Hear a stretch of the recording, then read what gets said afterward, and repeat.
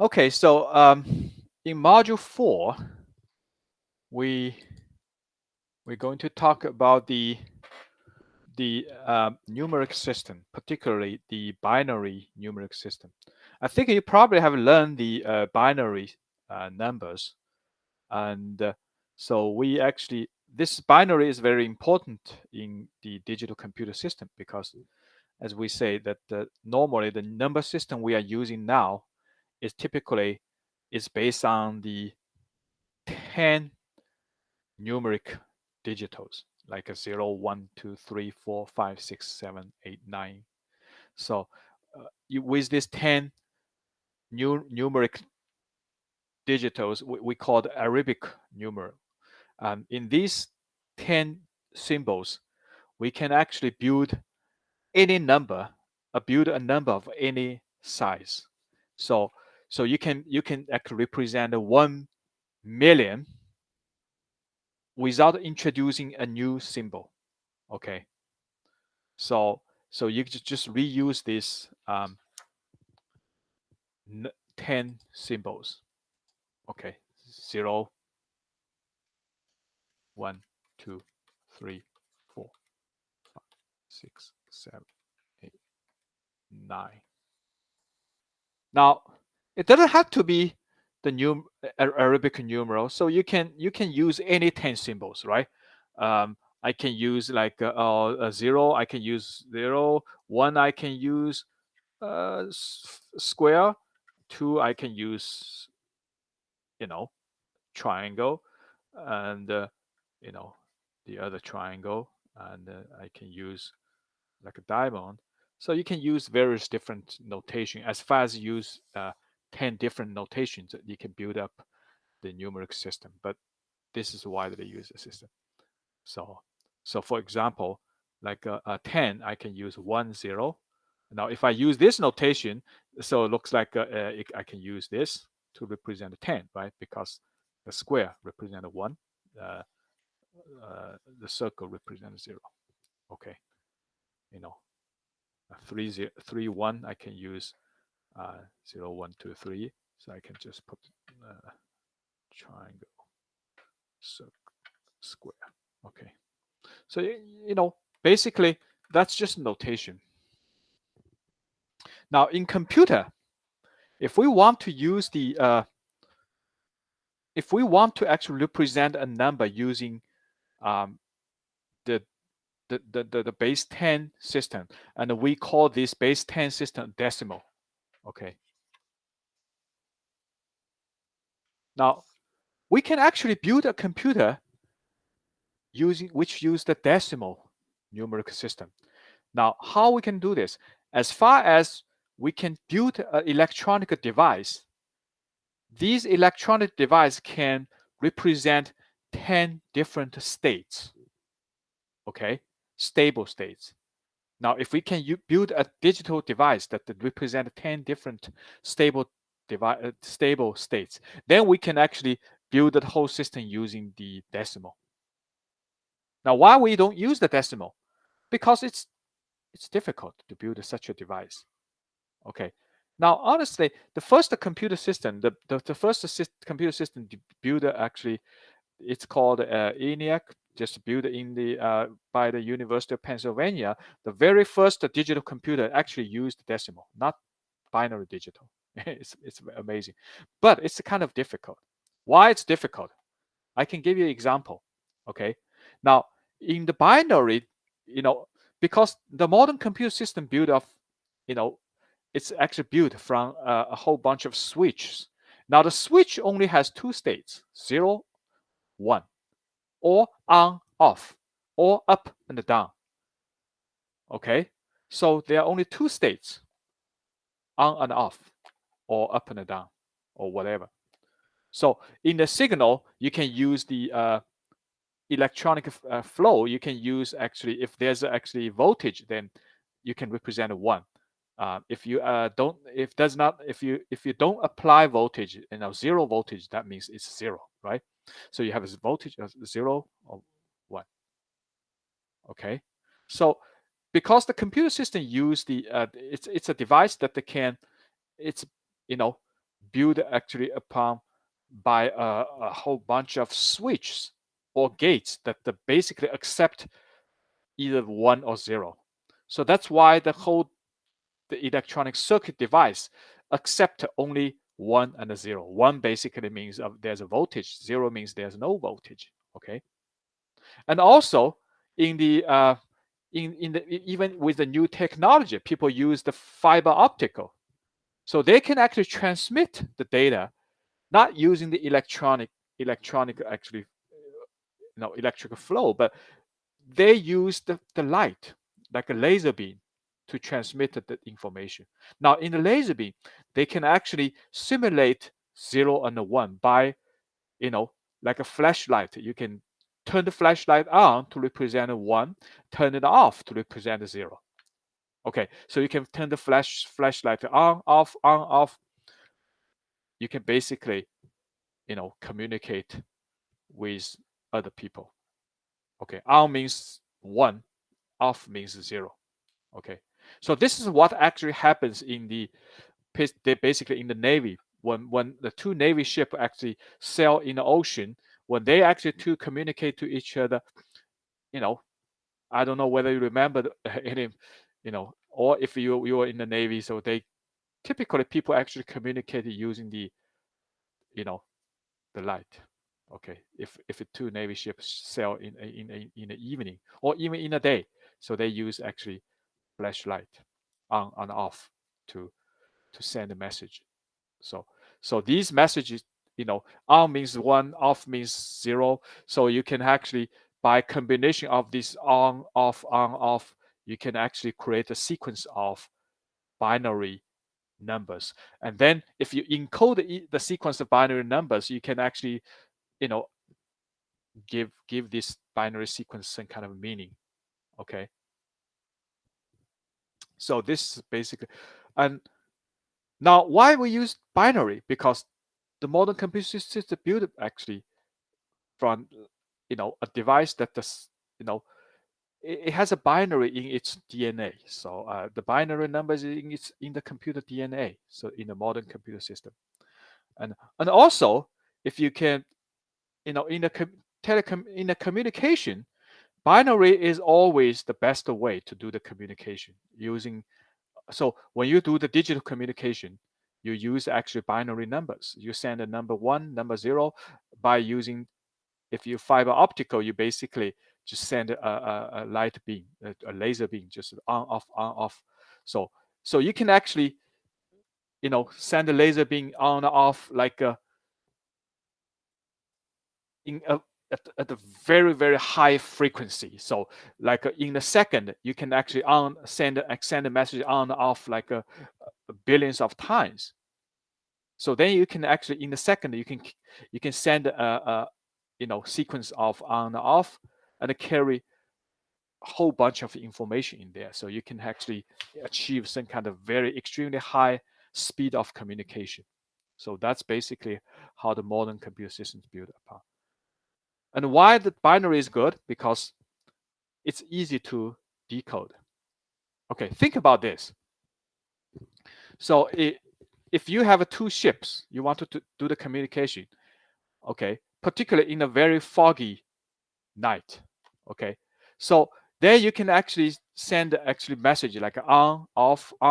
You can send a sequence of numbers, and then you can encode each of the number and to like English characters.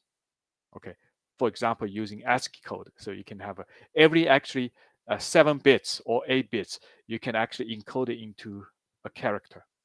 So then you can actually send on, off, on, off, on, off, off, off, off, on. Then you can basically send a message to the other ship. Now, if you actually don't use binary, if you say, I want to use decimal, so that means if you try to send communicate to the other side with a flashlight, okay, you want to actually using decimal. Now what happens? The decimal is just like you can think about like a binary is like a switch on and off, but the decimal you need to represent 10 states. Now, how can you represent 10 states using some kind of light switch? You can use a dimmer, right? So the dimmer may have 10 different position. 0 means off. 1 means I actually turn on a little bit. So, and then 2, which is even a little bit brighter than 1, and a 3 brighter than 2, and a 4 brighter than 3. So you can actually make it a little bit brighter and brighter. So you can have a 10 different brightness, and then you can represent these things, right? Okay. Now, do you think it's easy or difficult to communicate with like a different 10 using 10 different brightness? That's kind of tough, right? Now, if it's off, I know it's 0. Okay. But it's harder to tell when I receive the signal from the other side. If the other side try to send a number 3, so the brightness is a little bit brighter than 2. Now, how can I say this is actually 2 or not a 3? Okay, so it's kind of difficult to judge the brightness, particularly when the weather condition changes. Sometimes it's a very nice weather, but sometimes it's very foggy, and you actually send out the same brightness, but the other side may feel like, oh, it's different. When it's very foggy, even if you actually send even the light is very bright, like you try to send a number 9, but the other side, because of foggy weather, you only see like, oh, it looks like it's not so bright, so I can interpret this as a 5. So you can easily misunderstand the message. Okay, so that's why binary is always the best. Even in a very bad weather, you can easily tell whether the light is on or off, right? There's only on or off. I don't care whether it's very bright or very um, you know it's not so bright, because if it's on, it's always represented 1. Okay, so same thing happens if you try to use the electronic extra flow. That if the voltage is 1, then you can say it's 1. If voltage is 2, it's also 1. The only time the data is 0 is there's no electrical flow. So it's not so too easy to make a mistake. You're never gonna get anything wrong with binary digitals. So when you send a signal, but if you have several different levels, for example, using say if the voltage is 1, represent 1, voltage is 2, represent 2, voltage is 3, represent 3. But what about if I send a voltage 2, but on the other side only I receive 1.5 volt? Okay, what is this? Is it 1 or 2? It's somewhere in between. So how can I interpret this? Okay, so now in here, we're going to tell about different numeral systems, decimal and the binary. Okay, and now we're going to talk about how the computer system going to represent different type of data using the binary numeral system. Okay. So the decimal, or sometimes we call the base 10 system, use 10 different symbols, okay, called digitals, or count numbers of given set in a consistent manner. Okay. So the most popular numeral symbol are called Arabic numerals. Okay.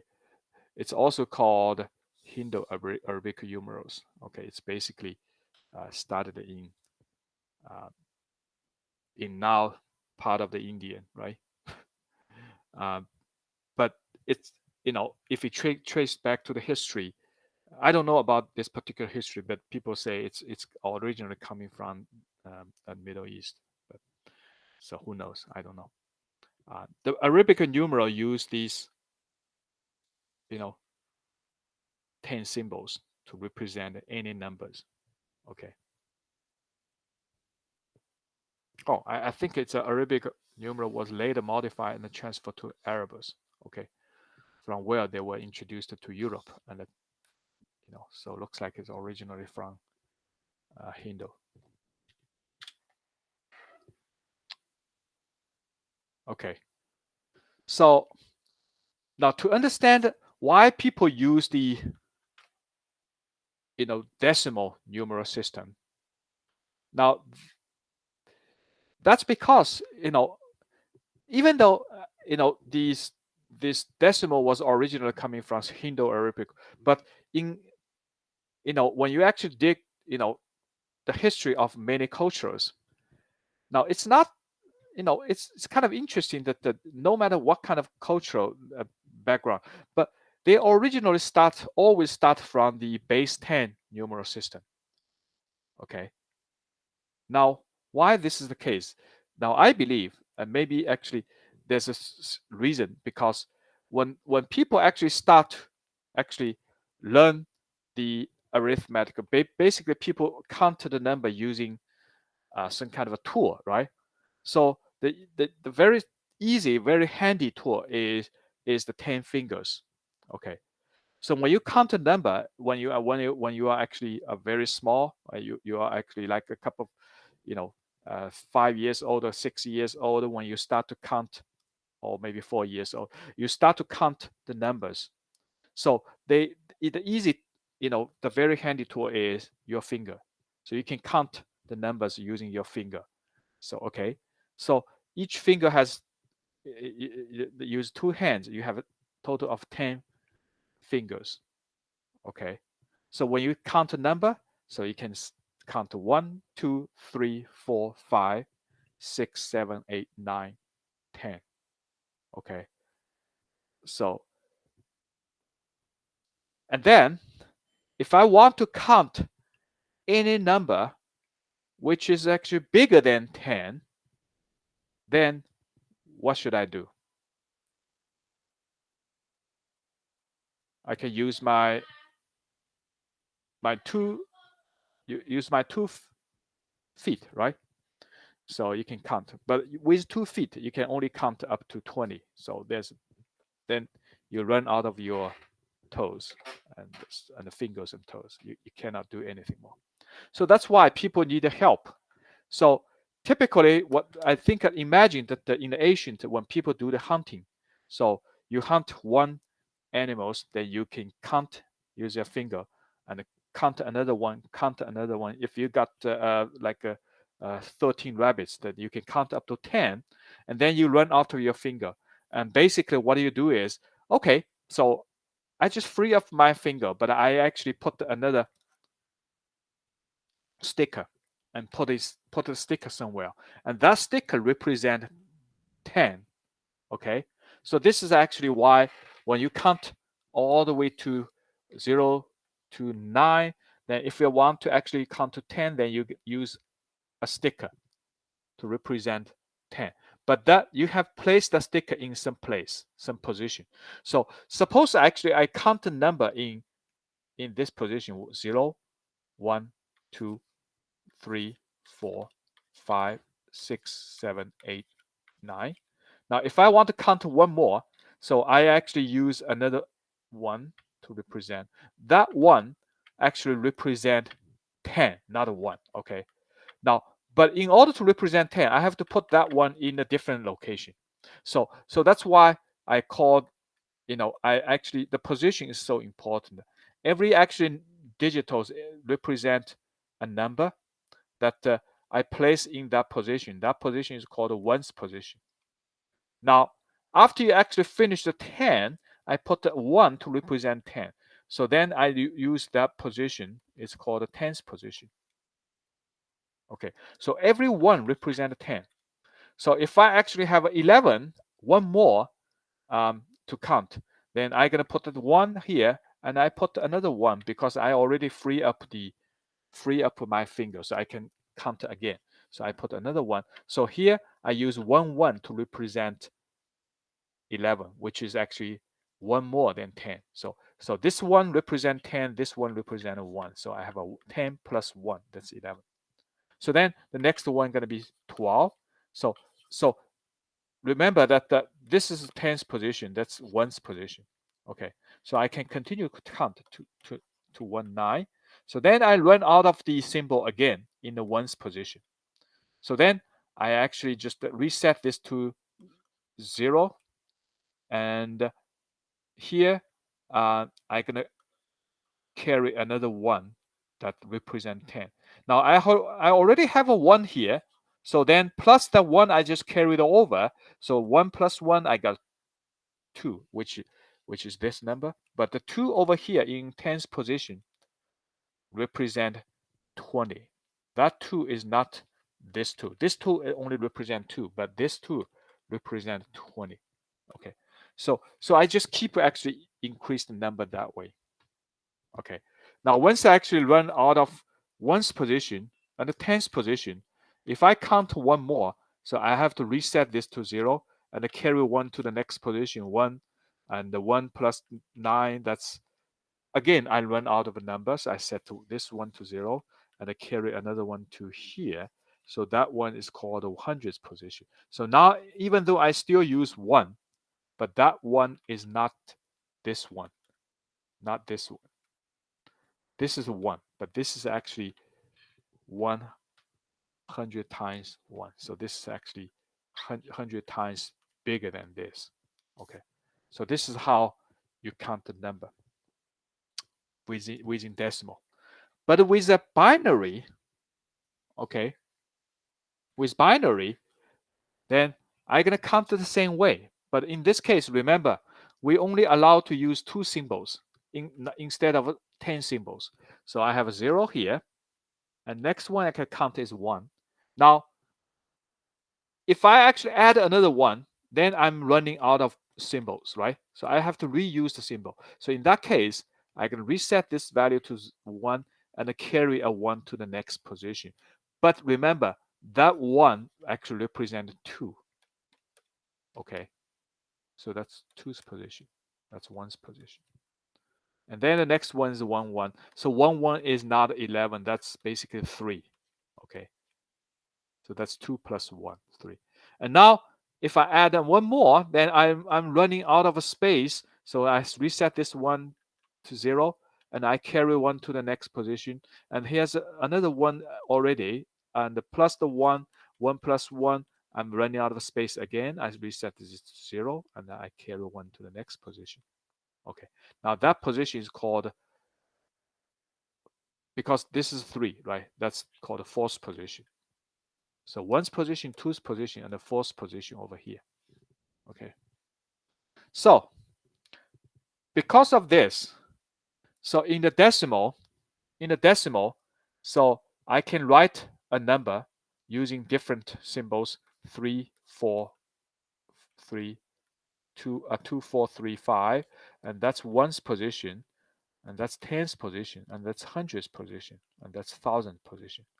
So that 2 basically represent 2000. Now in the binary,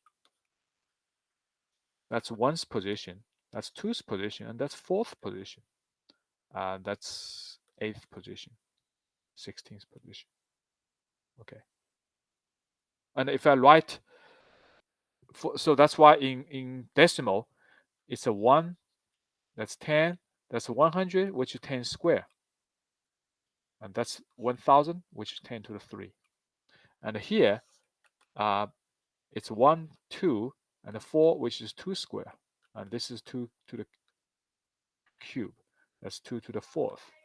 So every time when I actually going to the next position, I actually increase the power.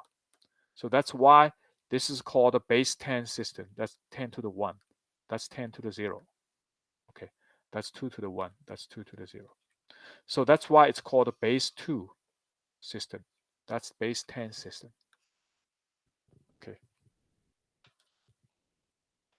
So when I represent this 256, that means it's a 2 times 100 because that's 100th position, and 5 times 10, that's 10th position, and 6 times 1, 1's position. So it's a 2 times 10, 2 times 100, 5 times 10, 6 times 1. And I got this. Okay. Now, for the binary, it's very similar to the decimal, but you know it's a base 2. So this one basically means one's position, that's two's position. So this is 0. That's the value at the two's position. That 1 is the value at the fourth position. That's eighth position. So basically, it's a 1 times 2 square, 2 cube, 1 times 2 square, and the 0 times 2 to the 1, and the 1 times 2 to the 0. That's one's position, two's position, fourth position, eighth position. Okay. So this basically represents 1, 1, 0, 1. Okay. That's binary. Okay. So in order to make a difference between binary and decimal, sometimes we put a small subscript over here, 2 here. So that means 1101. That's not a 1101. It's much smaller than this. Okay. Now, if you want to convert this to a decimal, what is the decimal value? It's pretty simple because here 1 times 2, that's 8. And this is 4. So that's 8. That's 4. 0 times 2, that's 0. 1 times 1, that's 1. So it's 1 plus 4 plus 8. So it's actually the decimal value for this is 13, right? So it's much smaller than 1101. So, but we only allowed to use 2 symbols, 0 and 1. So that's the problem with the, that's the binary. Okay. But there's always a way to convert between binary and the decimal. So there's actually 1-to-1 mapping between binary and the decimal. So just let you know that. So every time when you try to represent any numbers in a computer system, so the computer system going to convert this decimal into the binary and store this binary in the computer memory. So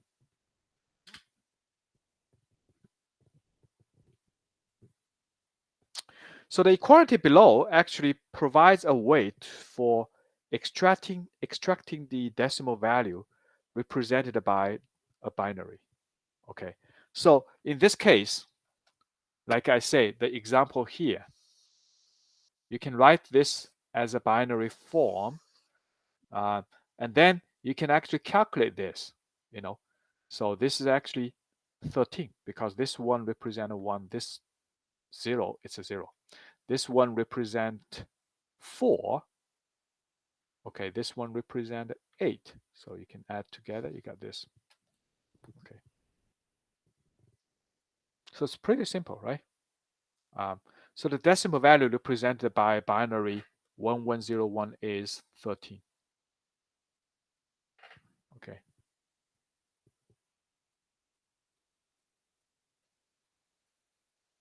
Okay, let me give you an example. Another example. What is the decimal value for 1111 if the binary is 1111?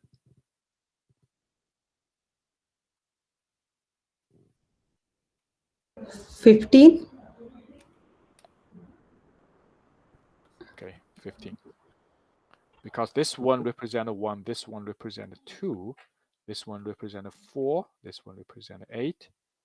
Okay, so that's 1 times 8 plus 1 times 4 plus 1 times 2 plus 1 times 1. So 8, 4, yeah, 50. Okay, this is pretty straightforward. So once you actually, someone gave you the binary form of a number, you can easily convert it to a decimal value. This part is pretty simple, very straightforward. Okay.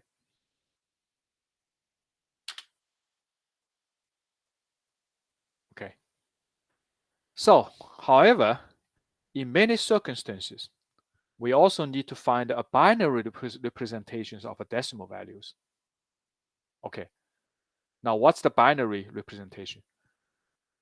I know that the 15, decimal value 15, I can write the binary 1111 because I did this the opposite way. So I can easily say 15 basically you can convert into binary. But if I gave you another number like a 23, okay, what is the binary representation for 23? Now that direction, that way, it's not very straightforward, right? It's a little bit tough, okay, but it's not so difficult, you know. It's not as easy as the other way around. So because when I transfer binary to decimal, it's pretty simple, very straightforward. But that way, it's not so straightforward. Okay, there are two ways to do that. Okay, one is called comparison with power of 2. Okay, comparison with power of 2, because I really want to represent 23 in terms of the power of 2, right? So then I need to say, okay, so here's a 1. Now what is the value? Plus 2, what is the value? Plus 4, what is the value? Plus 8, what is the value? You can just continue to do that. Okay. Now, the first thing you need to do is you probably need to find out, you know, each of these 1, 2, 4, 8, it's actually the power of 2, right? So it's a 2 to the 0. That's 2 to the 1. That's 2 square. That's 2 to the third. And the next one, what is next one? After 8, what's the next power of 2? 16. 16. So that's 2 to the fourth, 16, right? Now what's the next one? 32. 32. Okay, that's 2 to the 5, 32. Now if I try to represent 23 as, you know, some number plus the times the power of 2. Okay, so I think the best way I can do is I try to find the largest power of 2, right? That's still smaller than 23. So for example, like this 2 to the 5, which is 32, right? And this is actually 16, right? So now if I try to represent 23 in terms of the sum of the power of 2, I think this should be excluded because 32 is already bigger than 23, right? You cannot use that one. So the best way I can do is I can write 23 as 16 plus something, right? So what is the actually remaining number? 23. So that's the largest power of 2, which is still smaller than 23. Okay, now then I can find out this number. This number is 7. It's 7 because it's 23 minus 16, right? That's 7. So now I have 16 now. Okay, now 7 is an odd number. So how can I actually write 7 as the sum of power 2? So then I figured out what's the largest power of 2, which is smaller than 7. So I can 2 keep square.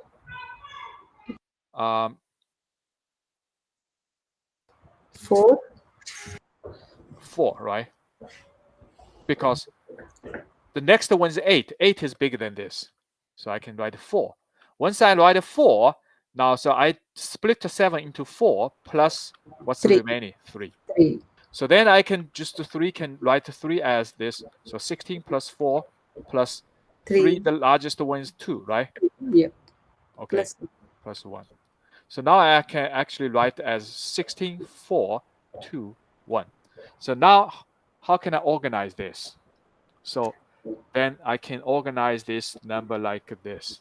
Okay, so the 23 equals 1 times 2 to the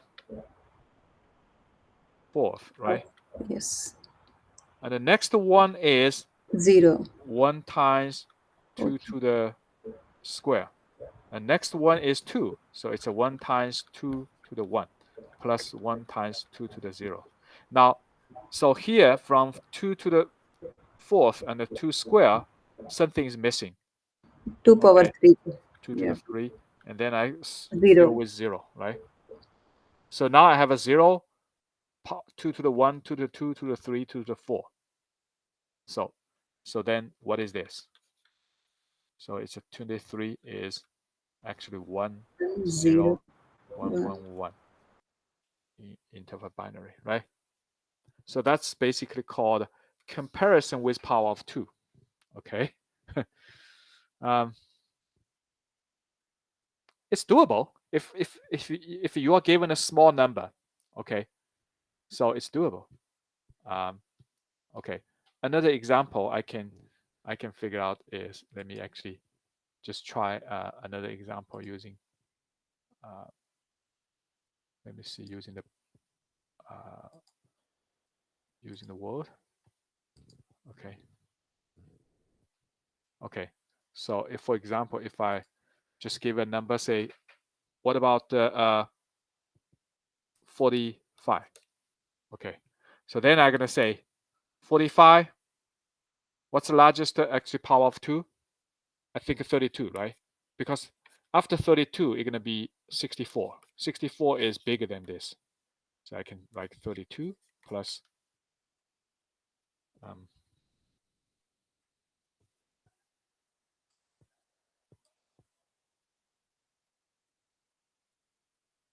so 32 plus 13, right? So then I can say 32 plus 13. 13, what's the largest power of 2, which is smaller than 13? 8, right? So then 8 plus 5. So I just actually, once I decide 8, then I subtract 32 by 8. Then I got a 5. And then 32 plus 8 plus 4, right? That's the largest extra power of 2, which is still smaller than 5. And then the remainder is 1. So then I'm going to say, okay, here's the 1 times 2 to the 5 plus 2 to the 3. 1 times 2 to the 3, that's 8. Plus 1 times 2 square plus 1 times 1. But two is missing. 2 are missing.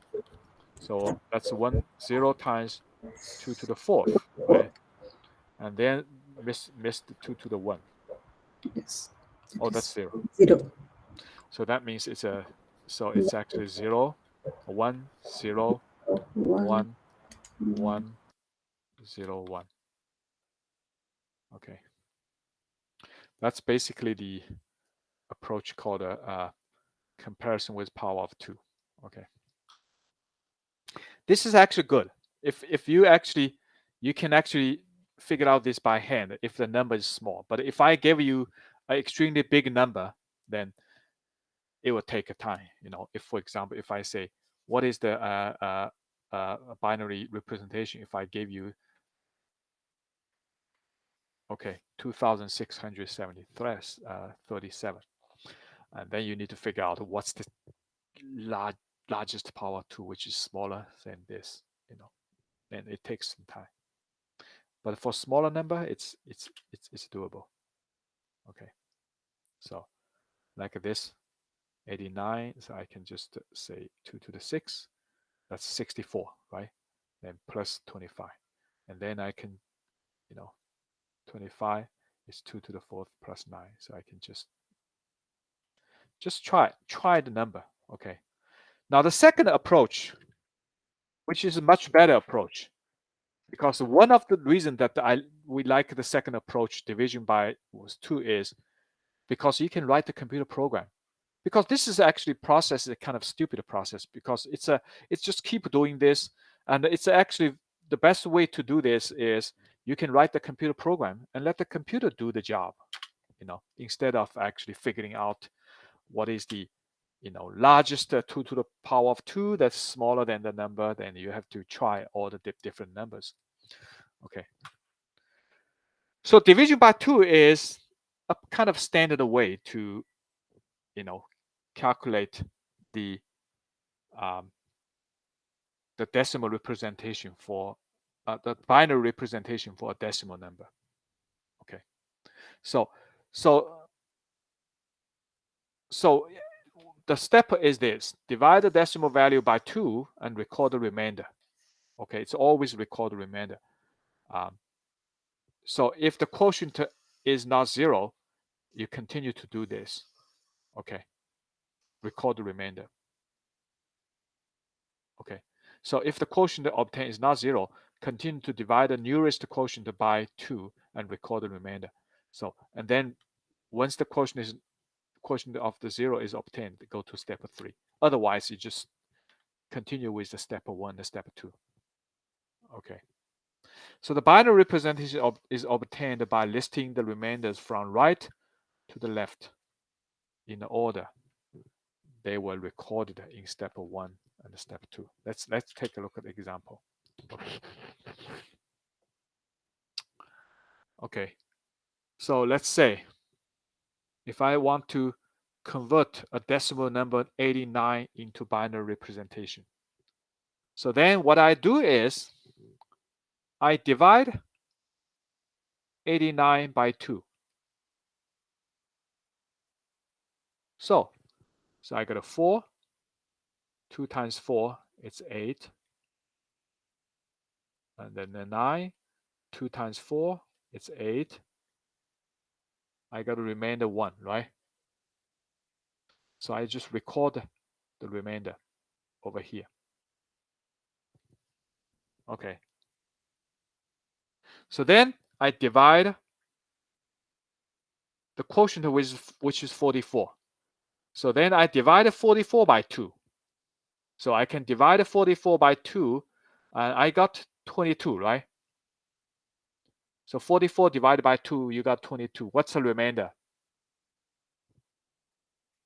0. 0. Okay. So now I got 22. So I continue to divide it by 22 by 2. So I got quotient 11, remainder 0. And then I divide 11 by 2. I got a quotient 5, 2 times 5, and I got a 10, 1. So remainder is 1. Now anyway, if it's an odd number, the odd number divided by 2 always get the remainder 1, right? The even number, the remainder divided by 2, the remainder is 0. So this is actually remainder 1. And then I got quotient 5. And 5 divided by 2, I got a quotient 2, and remainder 0, 1. So I continue to 2 divided by 2, I got a quotient 1, remainder 0. And 1 divided by 2, I got a quotient 0 and remainder 1. And then because the quotient is 0, I stop. Okay. So then, what is the number? The number you can organize like this. The first one, the bottom one, is on the right. And the next one is on here. So this is actually 1's position. This is going to be 2's position, 4th position, 8th position, 16th position, 32 position, and 64 position. So that's you can organize that way. Got this. Okay. So this is actually the division by 2. And this is a shortcut. Okay. If you actually get used to the shortcut, divide 89 by 2, you got a quotient of 2, remainder 1. Divide 44 by 2, you got a quotient of 22, and remainder 0. Okay. So divide 22 by 2, you got a remainder 0, quotient of 11. So you can just go this. This is just shortcut because this way you're gonna write more. Okay. This is, and you got basically the same result. Okay. It takes a little bit more time than converting the binary to decimal. From decimal to binary, it just takes a little bit more time because you're going to keep doing the division by 2 and record the remainder. Okay, so the sequence of remainder becomes the because when you divide any number by 2, the remainder going to be either 0 or 1, right? If you can divide a number by 2, then it's 0. If it's an odd number, you cannot divide it by 2, then you got a remainder 1. So that's basically the idea of doing this. So you can always convert between binary and decimal. Okay. Now the next thing you're going to do is, because when you actually try to perform all the actual job in the computer system, you need to use the binary. Now the binary, in order to use the binary, you need to figure out how can I do all these arithmetic operation using binary numbers, because that's what the computer system is doing. So now, if you're not a computer science major, you probably don't care, because how the computer actually going to do the job, I don't care.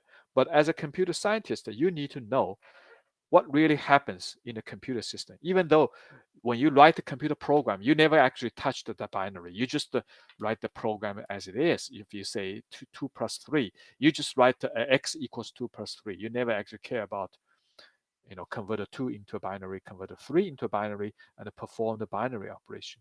So, but this is what happens in a computer system.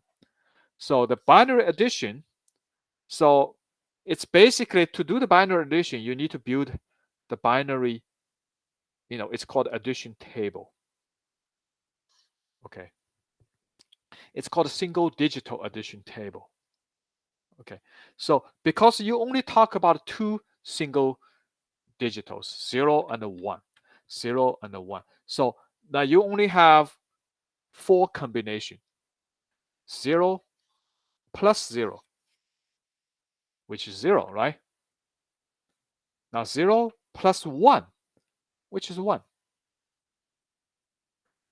1 plus 0, that's 1. And 1 plus 1, you got a 2, which is 1, 0. Okay, that's called addition table. It's pretty simple, right? For binary operation. But if you want to build a single digital addition table for decimal, that's a little bit more complicated, but it's still not so complicated. So if you say you build a decimal, then you need to think about all the possible value.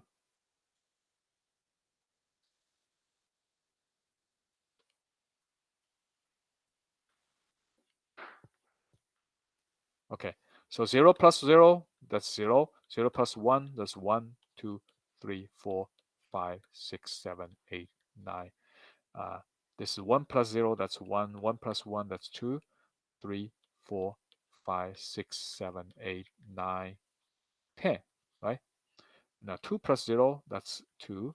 2 plus 1, that's 3, 4, 5, 6, 7, 8, 9, 10, 11. So you just keep building. 3 plus 0, that's 3, 4, 5, that's 12, 4, 5, 6, that's 13, 5, 6, 7, that's 14. So you can just, the last one, 9 plus 9, that's 18, right? Okay. 9 plus 0, that's 9. 8 plus 9, that's 17. So you can always build that way. Okay. That's the addition, single digit addition table. I think that normally we don't use the single digit addition table, but I remember that when I was in elementary school, we normally use the single digital multiplication table, right? Because sometimes, because when you do this, multiplication, you need to actually, for single digital multiplication, you need to actually use the table. Okay. Now, once we got the table, then we need to figure out how to, do the actually additions with just general binary addition, not single digital, if you have a multiple digitals here. Okay. Now, so here, if you have a decimal, if you have a 397 plus 29, then you actually need to look at the single digital addition table. So 7 plus 9, what is this? So you need to go back, say 7 plus 9, it's 16, right? So it's a table lookup.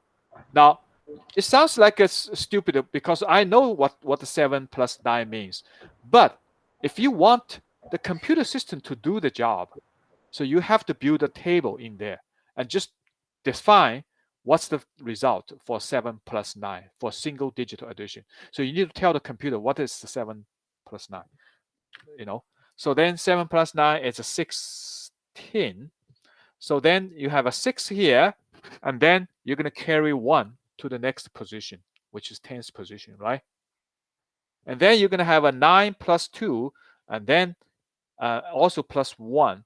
Then you're going to actually have a 12, so which is 2, carry 1. Okay. And then 3 plus 0, and then you have a carry the 1, so you're going to have a 4. And there's no carry over to the next position. So it's actually 4 to 6. Now, for the binary addition, it's exactly the same way, except you need to look at the single digital binary table for the binary number. That table is so simple. I don't have to go back. I just right. So 0 plus 1, you have to line up 0 plus 1, 0, 0 plus 1. That's 1, right? And there's no number. It's still single digital. 0 plus 1, it's still single digital, so it's still 1. Now 1 plus 1, it's 1, 0, right? 2 digits. So then you're going to put the 1 digit here, and the other digit should be in the next position, right? So now, so you have 3 digitals add together. 0 plus 0, that's 0. And then 0 plus 1, that's 1, right? Okay. And there's no carryover. So then 1 plus 1, that's 0. Carry a 1 to the next position. And the 1 plus 1, then you need to put the 0 here and carry 1 to the next position. And that 0 going to add another 1 here, which is carried over from the previous position. So 1 plus 1 is 0, 1. And the 1 plus 0, that's 1. And then, so here's 1 plus 0, that's 1. 1 plus 1, that's 0. And carry over to the next position. And that's 1. So every time you need to actually carry over the number. But for the single digital operation, you need to look at the table. So each one is just single digit operation. So that's the binary additions. Okay, so this is the result. Let's see. 1, 1, 1. Yeah. Actually, I should have put another one here because 1 plus 1, that's 0, and I carry over another position to here. So this is actually, you add this binary number, that's the result. Okay.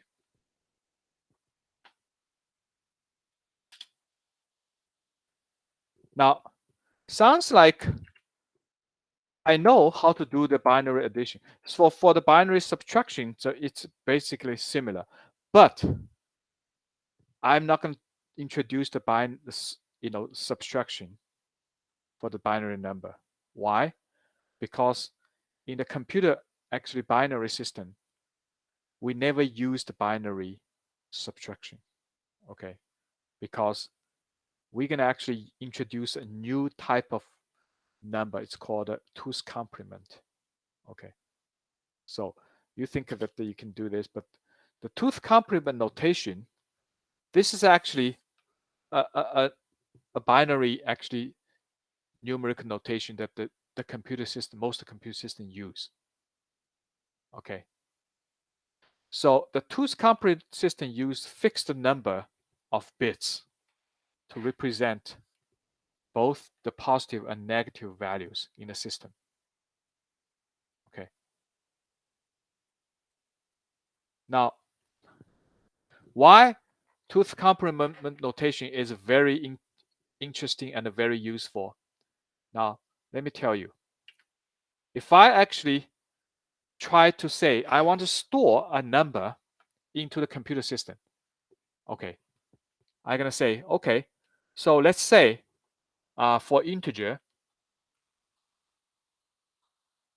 I define an integer type. Okay, now let's say that's not the case in most of the computer language, but let's say if I only, for integer, I only reserve 8 digitals, 8 binary digitals for the integers in a computer system, in a computer memory. Say if I define an integer and I only use 8 bits.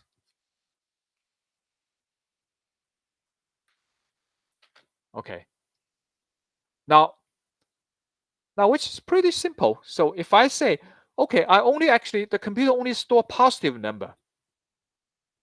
Then if I have 8 bits, now what's the largest positive number I can store with 8 bits?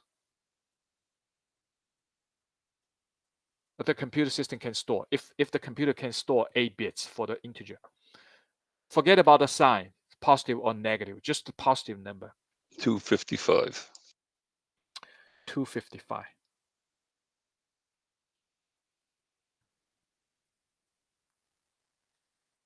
Does everyone get this? Because in a computer system, I cannot store 255, but I can store, the largest number I can store is 1, 1, 1, 1. Each bit, I store 1. So that way, I can actually say 1, 1, 1, 1, 1, 1, 1, 1, 8, 1. Now, how can I convert this into a decimal? So that one is 1, that's 2, 4, 8, 16, 32, 64, 128. So you need to add 128 plus 64 plus 32 plus 16 plus whatever. That's 255. Okay. So I can store that number. So that's the largest number I can store. The smallest number I can store is 0 if I actually put all the 0 in there. Now, what's the story about the positive or negative number? So let's say if I want to store in a computer system, I can store a positive number, I can store a negative number with 8 bits. Now I have to make a rule for this, okay? Because for 8 bits, I cannot use all the bits for number, right? Because I also going to represent some negative number. So a number may have a positive or negative sign here. So that means I have to reserve one of the bits for the sign, which is pretty reasonable, right? So now I assume that if for this position, 0 means, you can define it. 0 means positive, okay? 1 means negative, okay? If I define this. So then the number I can represent I can only use 7 digitals to represent number. So what's the largest number I can represent? 127. 127. And this sign is reserved for positive and negative. So the largest number going to be positive 127, right? So if 0 means positive, then that number going to be 0, 1, 1, 1, 1, 1, 1, 1. That's 100. And the 1, 1, 1, 1, 1, 1, 1, 1, that means negative 127, right? Because I don't count this as a number. This one basically means the sign. Okay. So which I can do that. But it's not really convenient because every time when I look at the number, I have to look at the position over here on the leftmost, and if it's 0, that means it's a positive number. If it's 1, it's a negative number, and only 7 bits to represent the sign. But in the 2's complement, and I have to do the operation, I have to define the operation differently. For example, if I have, say, 1, 1, 1, 1, 1, 1, 1, 1 plus addition, right? 0, 1, 1, 1, 1, 1, 1, 1. That means this is a positive 127. This is negative 127. So this is going to be 0, right? The result is going to be 0. I have to do the subtraction, okay? Because you never count this one. This is sign. This is negative. This is positive, okay? But it's not really convenient. Now I have to check this. If both sides is actually 1, then that's a different story. So if I have a 1, 0, 0, 0, 0, so that means 1, 0, 0, 1, 1, 1, 1, 1, that's 31, negative 31, right? And that's also negative 31. So I have to do the addition because they both have the same sign. So I have to do the addition. And then after the addition, I need to figure out whether there's an overflow or not, because you cannot represent a number which is bigger than 127, positive 100, or smaller than negative 107. So then either way, you're going to have an overflow. So I have to define what is the addition, what is the subtraction, in which circumstance I need to do the addition, in which circumstance I need to do the subtraction. It's pretty complicated. So that's why in modern computer system, we introduce another binary system. We can represent in the computer system using some kind of a system called a tooth complement system. Okay. Again, for the tooth complement system, we use the fixed number of bits. Okay. So anyway, because we can represent, tooth complement can represent both the positive number and negative number. So anyway, the positive sign and negative sign are going to take away 1 bits, but not the way like this. So we can say, only the leftmost bits used for sign, the rest of the number represent the same. Okay, not that way. Okay, so basically, here's how the tooth complement is defined. Okay, here's a definition.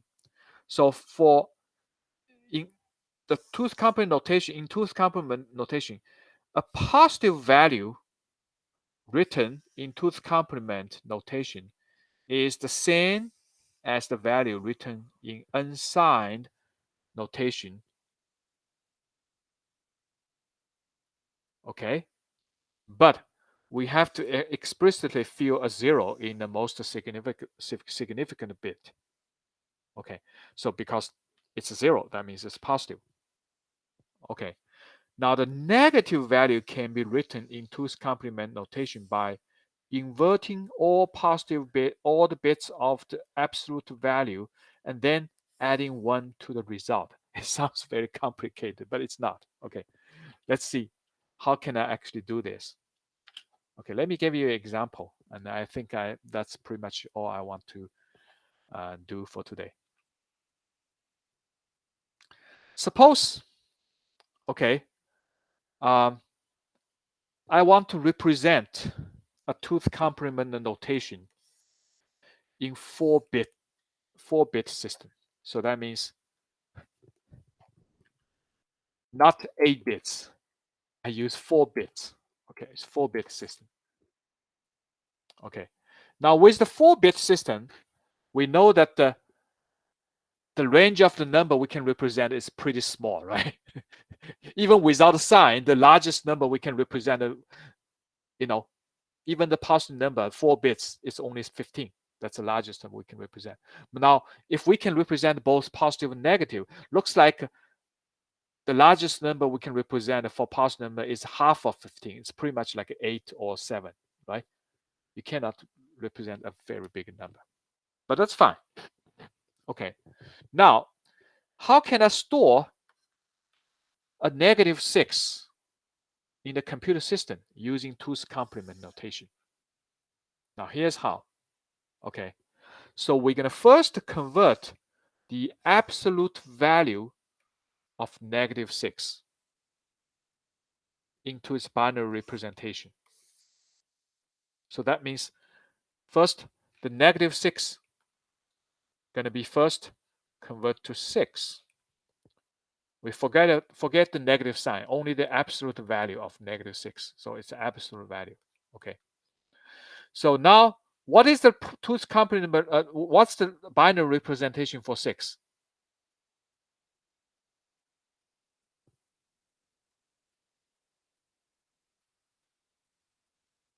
Right? 0110. Okay, 110. However, because we use 4 bits, so we can actually fill a 0 here. So this one represents 4, this one represents 2, right? So it's 4 plus 2, that's 6. So that's 0. And then because you use 4 bits, so I can actually fill 0 over here. Okay. Now, the next step, once you got 0110, that's a binary representation for 6, not a -6. 6. It's always the absolute value. Then by inverting each of the bits to its complement. So that means 0110 will be switched to 1001. So each bits will be inverted. So 0 becomes 1, 1 becomes 0, 1 becomes 0, 0 becomes 1. So we got this. Okay. And then, what is the 2's complement notation for -6? It's pretty simple. So once we got 1001, once we're inverting each of the bits, 1001, then 1001, we just add a 1 here. Okay. Now what is this? 1001, add a 1, that's 1010. Now, that's the 2's complement notation for -6. Okay.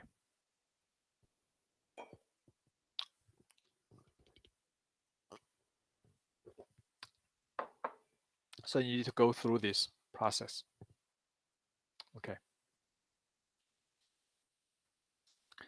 Now, if we use the 8 bits, let's say, how can I convert a 2's complement notation?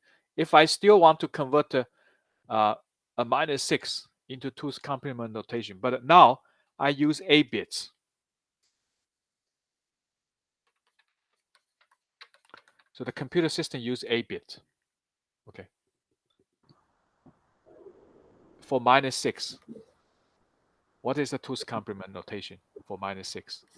Let's say, step 1, you convert absolute value of -6, convert into the binary representation, so which is 110, right? Yes.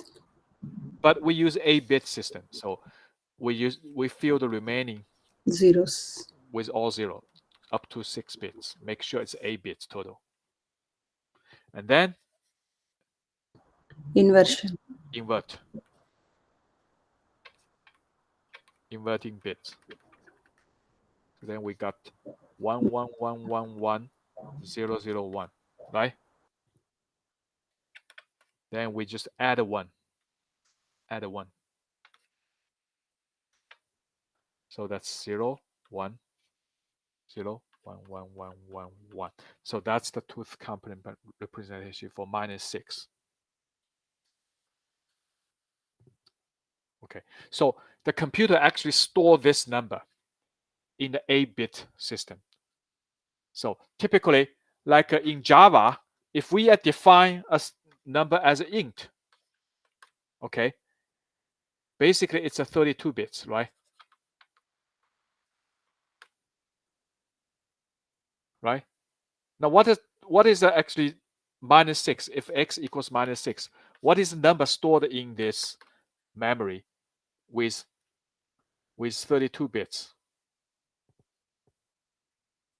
So here, the only difference is that once you got absolute value 110, and then you need to fill all the 0 over here, up to make it like a 32 bits, right? So here is all the 1. So you have 32 bits. So you have a 001. So that's total of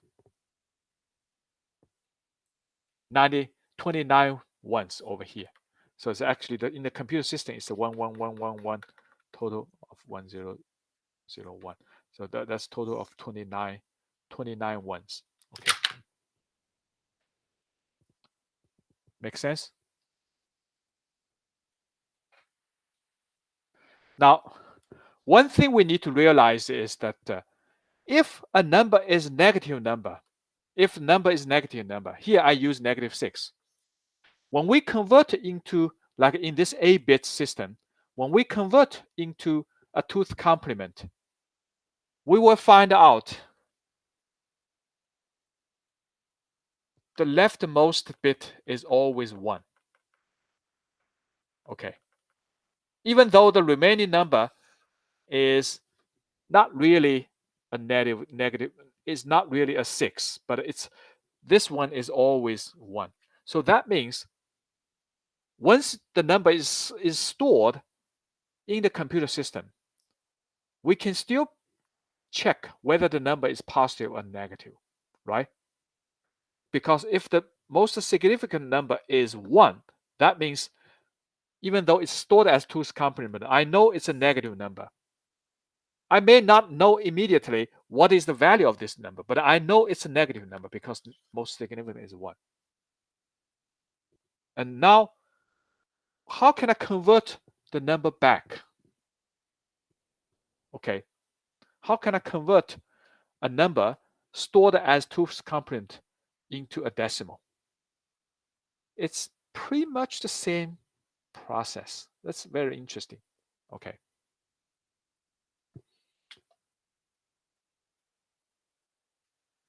So this is actually called encoding.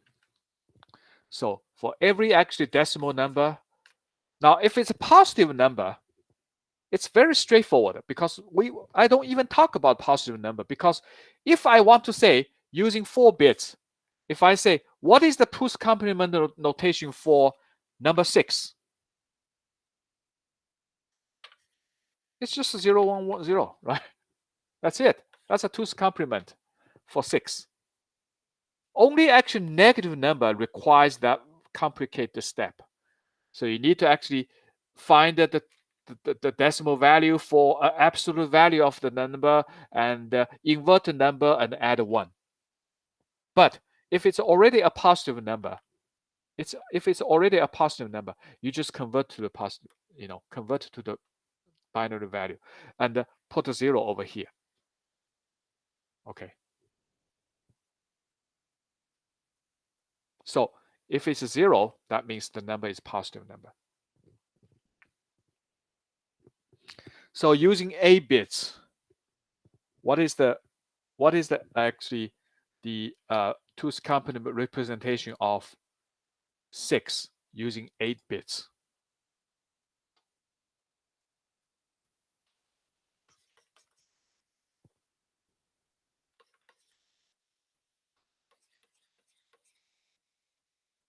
That's it. With 8 bits. That's a 2's complement.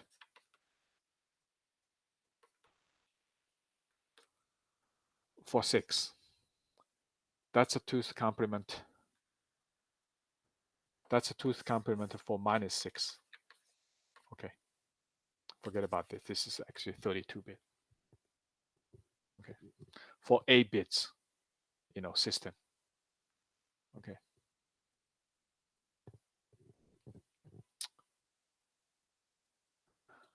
Okay. Now, what's the opposite? So this way, with the decimal value, negative or positive, we can convert into 2's complement. If it's positive, just directly change to that binary number. If it's negative, just do these steps, okay, to write it into 2's complement. That's called encoding.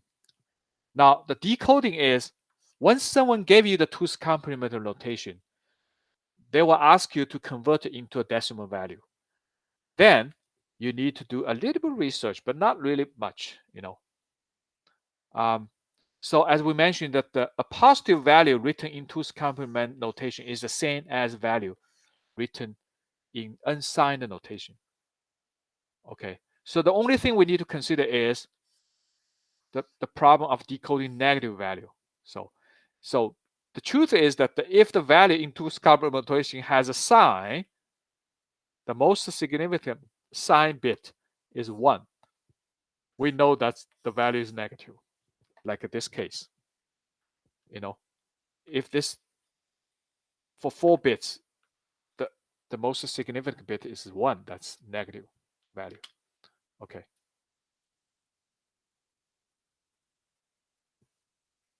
It's pretty much the same thing, So how to do this? How to decode it? So for example, like find absolute value, which can be obtained by inverting all bits and then adding 1 to the result. Okay.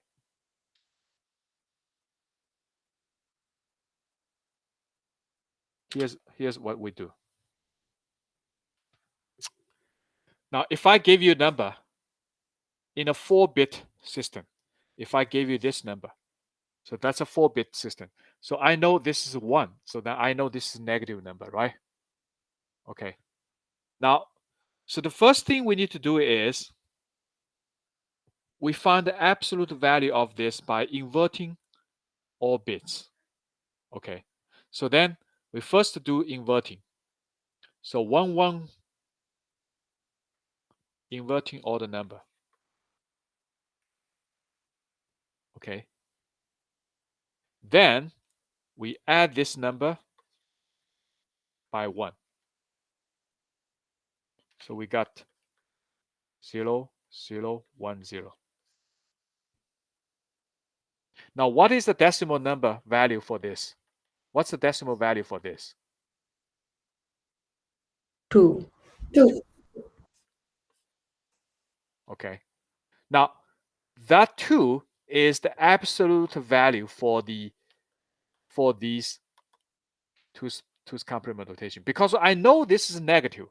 So all you need to do is add a negative sign before 2. Now that's the decimal value for this 2's complement representation. Okay. So you pretty much do the same thing. You just invert the bits, add a 1, and get the decimal value, which is positive, and then add a negative sign. That's the decimal value for this 2's complement notation.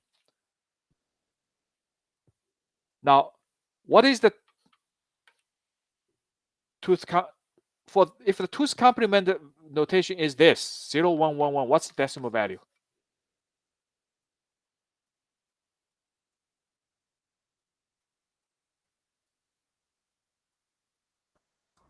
Seven.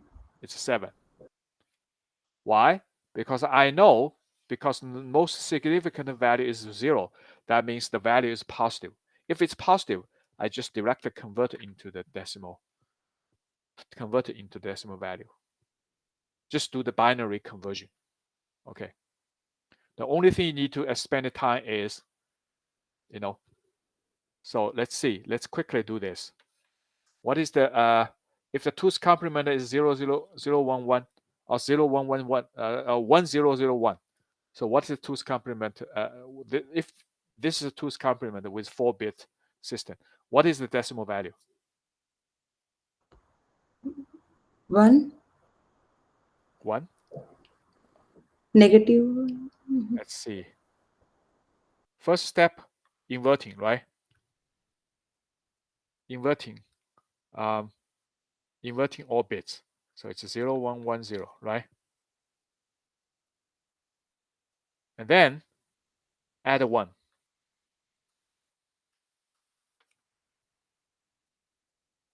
And then convert it into decimal value. What is this? 7. 7. And then add a minus sign. So it's -7. So 1001 is -7. Okay. It's kind of strange, right?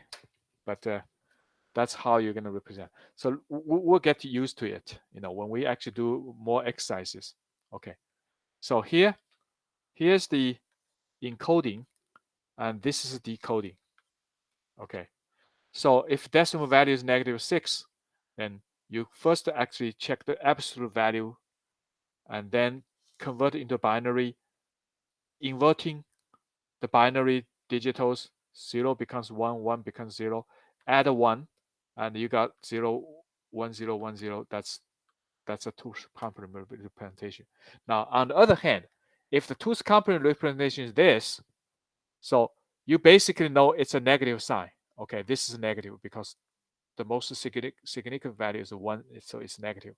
So inverting the number, so 0010 or 0001, add 1, so 0010, and then convert it to decimal value, and then add a minus sign.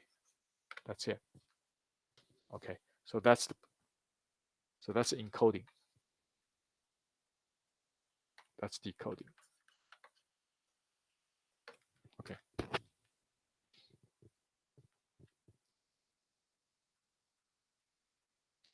So this is table basically gave you the idea of what is the 2's complement notation with 3-bit system and a 4-bit system. Okay. So the binary pattern is 0111. That's 7 because that's, if it's 0, the value is just represented by the binary value. So it's a 7, 6, 5, 4, 3, 2, 1. Now 000, that's 0. Now what is this? 1111. Why it's 1, -1? So 1111. I know it's a negative number, right? So what's the step? The step 1, inverting the bits. 1111 becomes 0000, right? Add 1. Add 1. So 0000 plus 1. So you got a 0001. And then 1 is 1. 1. The absolute value is 1. So you add a negative sign. So that's -1. You can just verify each of this. So with 2's complement, you can pretty much represent the numbers from 7 to -8. That's the range. Okay. If you want to represent any number which is bigger than 7, you cannot. Okay. You cannot. The 7 is the largest number you can represent. And -8 is the smallest number you can represent with 2's complement. Okay. We will find out. This is called overflow. Overflow always happens. In Java, if you want to define a very big number and they define another big number, if you add a 2 number, if that number is too big, then you will find out, you will get a very weird actually result, because 2 positive number, eventually you add together, it will get a negative number. Why? Because there's overflow. Okay. The result is much bigger than 32 bits can represent. So then you got overflow. Now this happens over here if you use 2's complement. We will talk about this a little bit later. Okay, I think that's enough.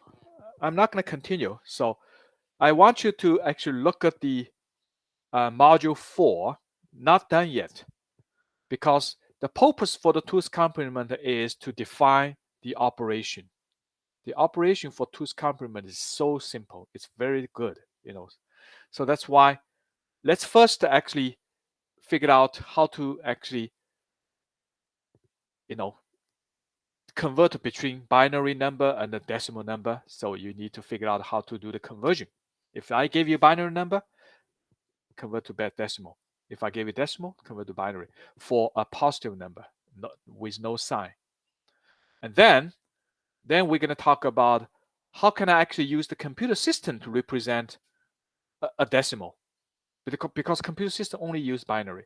So the computer system does not use a traditional way. They use a 2's complement representation. Now the 2's complement representation can represent a positive number and negative number, but you need to figure out, how many bits the computer system going to use. Typically, in 32 bits, the computer system, use the 2's complement. Now, but for easy of computation, we don't want to use 32 bits. That's too long. So that's why in our example, we always use either 4 bits or 8 bits or 6 bits or 7 bits. It doesn't matter. Small number of bits, but the concept is the same. Okay. So in order to convert a negative number, you always first the negative number you just change to a positive absolute value and convert the absolute value into a binary representation. And once you got a binary representation, invert the bits, add a 1. That's 2's complement representation. The opposite is also very similar. Okay, that's all we just learned for the module 4. And next time we're going to talk about how to perform the addition, okay, and the other operation with 2's complement. Okay, any questions?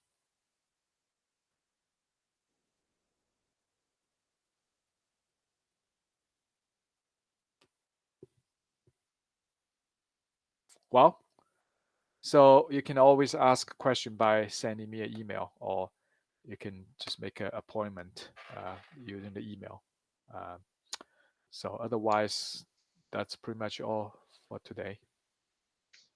Professor, in your syllabus, you mentioned something about a quiz. When is the first quiz?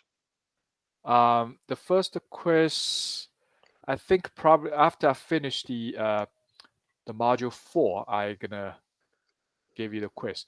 But Okay. don't worry about the quiz. The quiz is actually it's very similar to the assignments, but the quiz is just only short period of time. The assignment I gave you 1 week, but the quiz I probably actually gave you like 24 hours to complete. It's very similar to the assignments, but the tests are gonna be even shorter. I normally give you like 3 hours or 4 hours to complete. Okay.